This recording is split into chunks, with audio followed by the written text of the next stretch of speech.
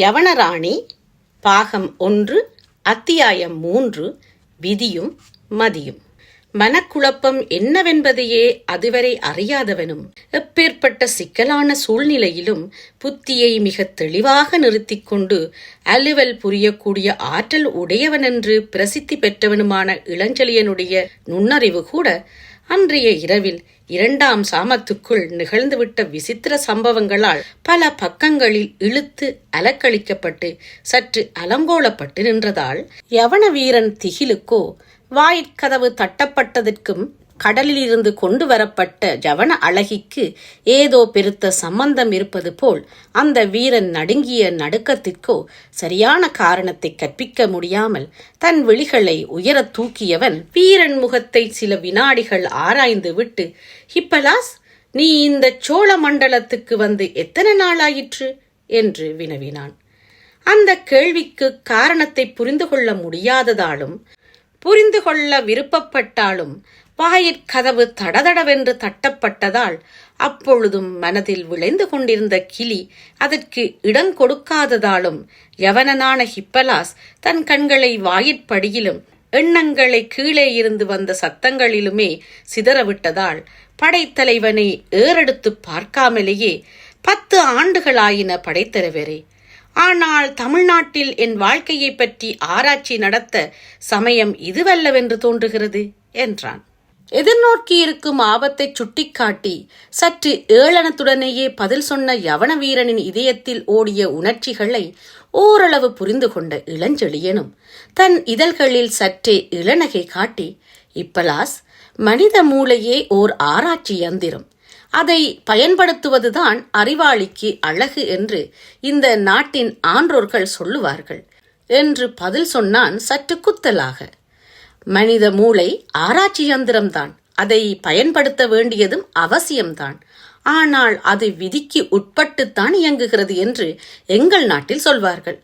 ஆகவே சில சமயங்களில் நாம் விருப்பப்பட்டாலும் அது வேலை செய்ய மறுக்கிறது என்பதும் அனுபவத்தில் நான் கண்ட உண்மை என்று இப்பலாஸ் சிறிது கோபத்துடனேயே பேசினான்.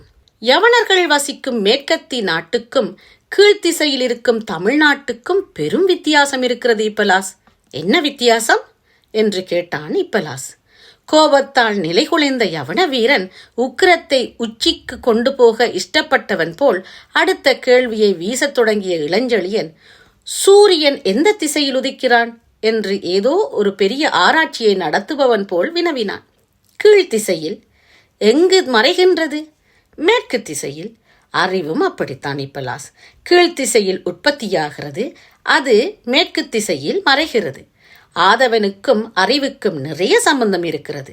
அதனால்தான் அறிவுக்கு ஒளியையும் அறியாமைக்கு இருளையும் எங்கள் நாட்டவர் ஒப்பிடுகின்றார்கள். சூரியனைப் போல் ஒளியைப் போல் அறிவும் கிழக்கு நாடுகளில் உற்பத்தியாகி மேற்கு நாடுகளில் மறைகிறது. இப்பொழுது புரிகிறதா? புரிகிறது படைத்தலைவரே. தங்கள் நாட்டு நுண்ணறிவுக்கும் இப்பொழுதுள்ள நிலைமைக்கும் என்ன சம்பந்தம் என்பதுதான் புரியவில்லை. சம்பந்தம் இருக்கிறது இப்பலாஸ். அறிவு விதிக்கு கட்டுப்பட்டது என்று சொன்னாயல்லவா? ஆம், எங்கள் நாட்டில் அப்படித்தான் சொல்வார்கள். தமிழ்நாட்டில் அதை ஒப்புக்கொள்வதில்லை. அப்படியா? ஆமாம். விதி எத்தனை வலியதாய் இருந்தாலும் அதை மதியால் வெல்ல முடியும் என்பதும் தமிழர் வழக்கு. அறிவிக்கும் எதையும் அடிமைப்படுத்த கிழக்கத்திய நாடுகள், அதுவும் முக்கியமாக தமிழ்நாடு, என்றும் விருப்பப்பட்டதில்லை. ஆண்டவன் ஒருவனுக்கு அடுத்தபடியாக அறிவுக்குத்தான் இடமளித்திருக்கிறார்கள். அறிவினால் எந்த விதியையும் சமாளிக்கலாம் இப்பலாஸ். அறிவு தெளிவாகவும் மிக சுறுசுறுப்பாகவும் இருக்கும் வரையில் ஆபத்தில்லை என்றான் இளஞ்செழியன். யவன வீரன் ஏதோ பதில் சொல்ல வாயெடுத்தான். அந்த அனாவசியமான உரையாடலின் காரணமாக காலதாமதம் ஏற்படவே கீழே மீண்டும் பலமாக இடிக்கப்பட்ட பெருங்கதவு, அந்த மாளிகை முழுவதும் பரவப்பட்ட பயங்கர ஒளி அவன் வாயை அடைத்துவிட்டது. கதவை விரைவாக திற, இல்லையேல் கதவு உடைக்கப்படும் என்ற ஆத்திர குரல் மீண்டும் எழுந்ததைக் கண்ட இப்பலாஸ், இந்த ஆபத்தை சமாளிக்க அறிவுரை கூறுங்கள் படைத்தலைவரே. வாயிற்கதவை திறக்கட்டுமா, இல்லை வந்திருக்கிற விருந்தாளிகளை கதவை உடைத்துக் கொண்டு உள்ளே வரட்டுமா? தமிழ்நாட்டில் பழக்கம் எப்படியோ என்று விசாரித்தான். வாயிலில் வந்திருக்கிறது ஆபத்து என்று ஏன் நினைக்கிறாய் என்று கேட்டான் இளஞ்செழியன். அவர்கள் குரல் இருக்கிற மாதிரியில் இருந்தும் கதவை தட்டும் முறையில் இருந்தும் வந்திருப்பவர்கள் நமக்கு மாலை சூட்ட வரவில்லை என்பது இந்த மேல் நாட்டான் ஊகம். ஆனால் ஆதவன் உதிக்கும் நாட்டைச் சேர்ந்த படைத்தலைவர் ஊகம் எப்படியோ என்று இளஞ்செழியனையே மடக்கினான் அந்த யவனன். யவனனுடைய நகைச்சுவையை கண்ட இளஞ்செழியன் மெல்ல நகைத்து, இப்பலாஸ், சோழ நாட்டில் பழகி பழகி இடக்காக பேச கற்றுக்கொண்டு விட்டாய். வீரனாயிருப்பவன் ஆபத்தில் இருக்க வேண்டிய நிலையே இதுதான். நகைச்சுவை இதய இருளை அகற்றுகிறது. அதனால் புத்தியும் சுறுசுறுப்பாக வேலை செய்கிறது என்று இப்பலாசை பாராட்டிவிட்டு, இப்பலாஸ், பயப்படாதே, மாடியின் வெளி தாழ்வாரத்துக்கு போய் வந்திருக்கும் வீரர்கள் யாரென்று விசாரி. யாராயிருந்தாலும் அவர்கள் இந்த பெண்ணை தேடி வர நியாயமே இல்லை. இவள் கடற்கரையில் ஒதுக்கப்படுவாள் என்பதை யாரும் ஊகிக்க முடியாது. அப்படியே அலைகளால் ஒதுக்கப்பட்ட அடையாளம் ஏதாவது கிடைத்திருந்தாலும் அந்த பெண் இங்குதான் இருப்பாள் என்பதை கண்டுபிடிக்க முடியாது. இவளை நான் எச்சரிக்கையாக திட்டிவாசல் வழியாக எடுத்து வந்திருக்கிறேன். ஆகவே பதற்றமில்லாமல் நிதானமாக நடந்து கொள். கதவை திற, ஆனால் கூடியவரை தாமதப்படுத்து என்றான். படைத்தலைவனின் மனப்போக்கை புரிந்து கொண்டு நடப்பதில் மிக நிபுணன் என்று பூம்புகார் முழுவதிலும் பெயர் பெற்ற இப்பலாசும் இளஞ்செழியனின் சொற்களை நன்றாக மனதில் வாங்கிக் கொண்டு உள்ள நிலைமையை சமாளிக்க தான் நடக்க வேண்டிய முறையையும் தீர்மானித்துக் கொண்டு மாளிகையின் வெளித்தாழ்வாரத்துக்காகச் சென்று தலையை வெளியே நீட்டி, யார் நள்ளிரவில் கதவை இடிப்பது என்று அதட்டினான். மேலிருந்து யாரோ குரல் கொடுப்பதை கேட்டு வாயிலில் குழுமியிருந்த 4-5 வீரர்களில் ஒருவன் அண்ணாந்து பார்த்து, கோட்டை காவல் தலைவர் வந்திருக்கிறார் என்று கீழிருந்து பலமாக கூறினான். தூரத்தை கேட்டுக்கொண்டிருந்த யவனமங்கையர் நடனக் கூச்சலையும் அதற்காக வாசிக்கப்பட்ட இசைக்கருவிகளின் இன்ப ஒளியையும் மாசுபடுத்த வந்த அபஸ்வரம் போல் ஊடுருவிய அந்த சொற்களை கேட்ட இப்பலாஸ் உள்ளூர சற்று கலங்கினாலும் அதை வெளிக்கு காட்டாமலேயே, காவலர் தலைவருக்கு இந்த நள்ளிரவில் இங்கு என்ன வேலை என்று வினவினான். அவசர காரியம் என்று கிடைத்தது பதில். என்ன காரியம் அது? உன்னிடம் சொல்ல முடியாது இப்பலாஸ். உங்கள் படைத்தலைவரை நேரில் பார்க்க வேண்டும். இப்பொழுது முடியாது. ஏன்? படைத்தலைவர் உறங்கிவிட்டார். உறங்கினாலும் எழுப்ப வேண்டும். இந்த முறை கீழிருந்து வந்தது பழைய குரலாய் இல்லாமல் அதிகாரம் கலந்த மிக பயங்கரமான வேறு குரலாய் இருக்கவே தலையை நன்றாக வெளியில் நீட்டி யாரென்று கவனித்த இப்பலாஸ் வீதி விளக்கின் வெளிச்சம் பேசியவன் முகத்தில் அடிக்கவே, அடடே, தாங்களா? இதையே நான் முன்பே சொல்லவில்லை என்று ஏதோ திகிட்பட்டவன் போல் பாசாங்கு செய்து முதலில் பேசியவனை தன் கையால் சுட்டி காட்டினான். அதுவரை கீழ்கட்டின் முகப்பில் நின்று கதவை தட்டி தட்டி அழித்துப் போய் கதவு திறக்காதது மட்டுமல்லாமல் மேலிருந்து வந்த அனாவசிய கேள்விகளையும் அதனால் ஏற்பட்ட தாமதத்தையும் பொறுக்காமல் தெருவுக்கு வந்த கோட்டை காவலர் தலைவன் மாளிகை மாடி மீது இருந்த இப்பலாசை நோக்கி, இப்பொழுது யார் என்று தெரிந்து விட்டதல்லவா, சீக்கிரம் கதவை திற என்று அதட்டினான். இதோ ஒரு வினாடி வந்து விட்டேன் என்று சுறுசுறுப்பை பேச்சில் காட்டினாலும் நடையில் காட்டாத யவனன் மீண்டும் மாடி தாழ்வாரத்தை அடைந்திருந்த படைத்தலைவரின் அறைக்குள் நிதானமாக வந்து, படைத்தலைவரே, வந்திருப்பவன் கோட்டை காவலர் தலைவன். அதட்டல் பலமாயிருக்கிறது. கதவை திறக்கட்டுமா என்று கேட்டான். கண்டிப்பாக திறக்க வேண்டும் இப்பலாஸ். பூம்புகாரின் கோட்டை காவலர் தலைவருக்கு கதவை திறக்க முடியாதென்று சொல்ல சோழ மண்டலத்தில் யாருக்கு அதிகாரம் இருக்கிறது? ஆனால் என்று கூறிவிட்டு வாசகத்தை முடிக்காமல் ஏதோ இழுத்தான் இளஞ்செழியன். ஆனால் ஏதும் புரியாமல் விழித்த யவனனின் புருவங்கள் கேள்வி கேட்கும் தோரணையில் சற்றே உயர்ந்தன. நமது மாளிகை கதவு மிக பெரிது என்றான் இளஞ்செழியன். ஆமாம், சேர நாட்டு வைர மரத்தால் செய்யப்பட்டது என்று கூட பாடினான் யவனன். அதை திறப்பது அவ்வளவு சுலபமல்ல, மிக கஷ்டம். தவிர தாழ்பால்கள் இரும்பினால் செய்யப்பட்டவை, நல்ல வடநாட்டு இரும்பு. செய்து நாட்களாயின, எத்தனையோ ஆண்டுகள். இந்த மாளிகையில் உன்னையும் என்னையும் தவிர வேறு ஆட்கள் ஏது? ஆகவே தாழ்பால் கவனிக்காமல் துருப்பிடித்து கிடக்கும். ஆமாம், திறப்பது பெரும் கஷ்டம். இளஞ்செழியனுக்கு அடுத்தபடி அவன் படைகளை நடத்தும் பொறுப்புள்ள யவனனான இப்பலாசுக்கும் இளஞ்செழியனுக்கும் அத்துடன் உரையாடல் சற்று நின்றாலும் ஒருவரை ஒருவர் நன்றாக புரிந்து கொண்டதால் மேற்கொண்டு நடக்க வேண்டிய காரியத்தை கவனிக்க யவனனான இப்பலாஸ் கீழே செல்ல ஓர் அடி எடுத்து வைத்தான். இப்பலாஸ் என்று அழைத்து மீண்டும் அவனை தடுத்த இளஞ்செழியன், நான் உறங்கி நீண்ட நேரமாகிறது. இந்த அறைக்கதவு தாளிடப்பட்டிருக்கும். ஆகவே திரும்ப வந்து கதவை பலமாக தட்டு என்று உத்தரவிட்டான்.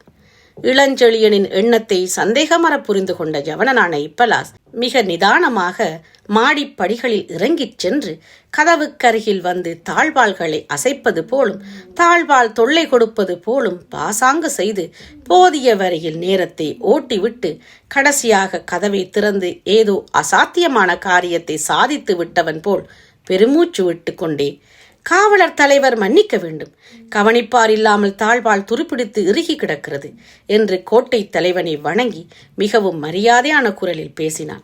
இப்பலாசின் வணக்கத்தையோ மரியாதையையோ சிறிதும் லட்சியம் செய்யாத கோட்டை காவலர் தலைவன் கதவு திறக்க பெரும் தாமதம் ஏற்பட்டதன் விளைவாக கோபம் தலைக்கேறி இருந்ததால் தலை போகிற நிகழ்ச்சி நேர்ந்திருக்கிறது, கதவை திறக்க உனக்கு ஜாமம் ஒன்றாகிறது என்று கடிந்து கொண்டதன்றி, எங்கே உன் தலைவர் என்று அதட்டலான குரலில் கேட்டான். இறையாதீர்கள், தலைவர் விழித்துக் கொண்டால் கோபிப்பார் என்று இப்பலாஸ் எச்சரிக்கை செய்தான். கோட்டை தலைவன் கண்கள் நெருப்பு பொறிகளை கக்கின. தூங்குகிறாரா? எப்பொழுது படுத்தார் இப்பலாஸ்? எத்தனை வினாடிகள் இருக்கும் என்று கோபத்தால் துடித்த உதடுகளில் இருந்து சுடுசொற்களையும் உதறவிட்ட கோட்டை தலைவன் மேற்கொண்டு நேரத்தை வீணாக்க விருப்பப்படாமல் இப்பலாசை முன்னால் செல்ல உத்தரவிட்டு அவனை தொடர்ந்து தன் வீரர்களுடன் மாடிப்படிகளில் ஏறிச் சென்றான். அப்பொழுதும் சிறிது தாமதப்படுத்த இஷ்டப்பட்ட இப்பலாஸ், பந்தம் பிடித்திருக்கும் வீரன் வேண்டுமானால் முன்னால் செல்லலாமே, வெளிச்சம் நன்றாக தெரியும், தங்களுக்கு படியேறவும் சௌகரியமாயிருக்கும் என்று மீண்டும் பேச ஆரம்பிக்கவே, அவசியமில்லை, உள்ள வெளிச்சம் போதும், பந்தம் பிடிப்பவன் பின்னால் வரட்டும் என்று பேச்சை பட்டென்று அறுத்த கோட்டை தலைவன் கையில் உருவி பிடித்திருந்த தன் கத்தி முனையினால் இப்பலாசை தட்டி நட என்று கட்டளையிட்டான். இப்பலாஸ் அதற்கு அசையாமல் தாமதமாகவே படிகளில் ஏறி கோட்டை தலைவனையும் இதர காவலர்களையும் அழைத்து கொண்டு படைத்தலைவன் அறைக்கு வந்து சேர்ந்து, பிரபு பிரபு சற்று கதவை திறவுங்கள் என்று கூப்பிட்டு கதவை லேசாக இருமுறை தட்டினான். அதற்கு பதிலேதும் வராது போகவே, நான் என்ன சொன்னேன், படைத்தலைவர் நன்றாக தூங்குகிறார், கோபித்தால் நீங்கள்தான் பொறுப்பாளி என்று கோட்டை தலைவன் மேல் பழியை போடுவது போல் சொல்லிவிட்டு, பிரபு மிகவும் அவசரம், கதவை திறவுங்கள் என்று இரண்டாம் முறை சற்று பலமாகவே அரைக்கதவை இடிக்கவே, உள்ளே படைத்தலைவன் மஞ்சத்திலிருந்து எழுந்திருக்கும் சப்தமும் மஞ்சம் லேசாக அசையும் ஒளியும் கேட்டன. அவற்றை தொடர்ந்து சில வினாடிகளில் திறக்கப்பட்ட கதவருகில் கையில் அப்பொழுதே ஏற்பட்ட விளக்குகளுடன் காட்சியளித்த இளஞ்செழியன் சற்றே கலைந்திருந்த தன் ஆடைகளை சரி செய்து கொண்டு, இப்பலாஸ், எதற்காக என்னை எழுப்பினாய்? 2 யாமங்கள் முடிந்து விட்டன, தெரியவில்லையா உனக்கு என்று சீற்றத்துடன் வினவினான். எனக்கு தெரிகிறது படைத்தலைவரே, ஆனால் இவர்களுக்கு தெரியவில்லை என்று கூறி சற்று நகர்ந்து பின்னால் நின்றிருந்த கோட்டை தலைவனையும் இதர காவல் வீரர்களையும் சுட்டிக்காட்டினான் இப்பலாஸ். அவர்களை அப்பொழுதுதான் பார்த்தவன் போல் நடித்த சோழர் படைத்தலைவன், அடடா, கோட்டை தலைவரா, மன்னிக்க வேண்டும், வாருங்கள், உள்ளே வாருங்கள் என்று அழைத்து அரைக்கதவுகளை நன்றாக திறந்து, இப்பலாஸ், தலைவர் உட்கார மஞ்சம் ஒன்று கொண்டு வந்து போடு என்று உத்தரவும் விடுத்தான். ஆனாலும் அறையின் நிலையை கவனித்த இப்பலாஸ் மட்டும் அந்த உத்தரவை நிறைவேற்ற திராணி சிறிதும் இல்லாமல் கல்லாய் சமைந்து நின்றான். அறை முழுவதும் கவசங்களும் படைக்கலங்களும் சிதறி அல்லோல கல்லோலப்பட்டு கிடந்ததையும், அந்த நிலைக்கு சிகரம் வைத்தது போல் அறையில் படைத்தலைவன் மஞ்சத்தில் கிடத்திய யவன பேரழகி சுவடு தெரியாமல் அடியோடு மறைந்து விட்டதையும், படைத்தலைவன் மஞ்சத்துக்கு கீழே சில ஓலைச் சுவடிகள் மட்டும் கிடப்பதையும் கண்ட இப்பலாஸ், போர்க்கவசங்கள் ஏன் இப்படி கிடக்கின்றன? இதென்ன ஓலைச்சுவடிகள்? மாடியில் இருப்பது இது ஒரே அறை, மற்ற இடங்கள் வெளித்தாவாரங்கள், அப்படியானால் அவள் என்ன ஆனாள் என்று பலவாறாக யோசித்து விடையேதும் காணாமல் குழம்பிப்போய் எதிரே இருந்த படைத்தலைவனை நோக்கி மிரள மிரள விழித்தான். இப்பலாசை தொடர்ந்து மிக மூர்க்கத்தனமாக உள்ளே நுழைந்த கோட்டை தலைவனும் மிகுந்த சந்தேகத்துடன் அறையை தன் கண்களால் துளாவி விட்டு, பிறகு இப்பலாசைப் போலவே பெருங்குழப்பமடைந்தவனாய், மஞ்சம் ஏதும் தேவையில்லை படைத்தலைவரே, அந்த பெண் எங்கே என்று வினாவினான். பெண்ணா என்று ஏதும் புரியாதவன் போல கேட்டான் இளஞ்செழியன். ஆம், நீங்கள் தூக்கி வந்த பெண், எங்கே அவள்? நல்ல கேள்விகள் கோட்டை தலைவரே. இளஞ்செழியன் நடத்தைக்கு மாசு கற்பிக்க துணிந்த முதல் வீரர் தாங்கள்தான். தங்கள் நடத்தைக்கு மாசு யார் கற்பித்தார்கள்? பின் எதற்காக என் அறையில் பெண்ணை தேடிக் கொண்டு வருகிறீர்கள்? தவறாக அர்த்தம் செய்து கொண்டிருக்கிறீர்கள் படைத்தலைவரே. இந்த பெண் அப்படிப்பட்ட பெண் அல்ல, சாதாரண பெண் அல்ல. கற்புக்கரசியாக்கும் அதல்ல விஷயம். இருக்க முடியாது, இருக்க முடியாது. எப்பொழுது இரவில் மணமாகாத ஆண்மகன் அறையில் அவளை தேடுகிறீர்களோ அவள் கற்புக்கரசியாக இருக்க முடியாது. ஆனால் யாராயிருந்தாலும் பெண்ணுக்கு இங்கென்ன வேலை? அதை பற்றி எனக்கு தெரியாது. ஆனால் ஒரு பெண்ணை நீங்கள் தூக்கி வந்திருக்கிறீர்கள், அது மட்டும் தெரியும். நானா? ஆம், திட்டிவாசல் வீரர்கள் பார்த்திருக்கிறார்கள். சாட்சி கூட இருக்கிறதா? இருக்கிறது. நான் பெண்ணை தூக்கி வந்திருப்பதாக தாங்கள் வீரர்கள் கூறுகிறார்கள். ஆம், நேரில் பார்த்திருக்கிறார்கள். ஆம், சரி, புரிந்துவிட்டது. என்ன புரிந்துவிட்டது? வீரர்கள் அளவுக்கு மீறி குடித்திருக்கிறார்கள். கோட்டை தலைவர் காவற்காரர்களையாவது குடி விஷயத்தில் கட்டுப்பாடு செய்தால் ஆள்மாறாட்டம் இருக்காது. மது அருந்துவதில் மிதம் வேண்டும் கோட்டை தலைவரே. இதை காவலாளிக்கு இனியாவது சொல்லி வையுங்கள் என்று கூறி இளஞ்செழியன் மெல்ல மஞ்சத்தில் சாய்ந்தான்.